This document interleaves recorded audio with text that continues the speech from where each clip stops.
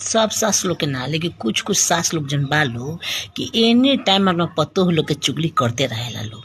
केहू भेटा जाई पतोह के शिकायत शुरू हो गई हैं। पतोह गलती करी चाहे ना करी, लेकिन वो लोग के शिकायत करही के बा। वही कबो अपना गोतियों नहीं से शिकायत कर देवेला लोग। आ बैठी लोग तो मार जो फुसू फुसू बतिया ली लोग। आ वही कभी सास के या पटीदार से झगड़ा हो जाला, चाहे केहू से झगड़ा हो जाला, तो उहे जब झगड़ा में कहेली सन कि आई हो दादा यही से तोरा पतोहिया से नहीं खेपटत आए, तो हमनी से तोरा का पटी। पतोह के देते बस ही नहीं खींच दे। मार जे डंटा में अंगुरी लगैले रहते छोड़ा के, एनी टाइम डंटा कैले रहते तारीस की कब चल जाओ, तो हमनी के ते बसे देबे। बाप हो बाप जान गनी से ने दादा ऐसा सास केहू के ना मिले। तो ए सासू माँ यही से कहाला कि घर के कबो शिकायत बहरी ना करे के चाही। घर के भेदी लंका डाहे हैं ढाहे आ तब रोल के बुझाए के नहीं के हर बात हर कोई से कह दे लोग। आज भुगते के पड़ल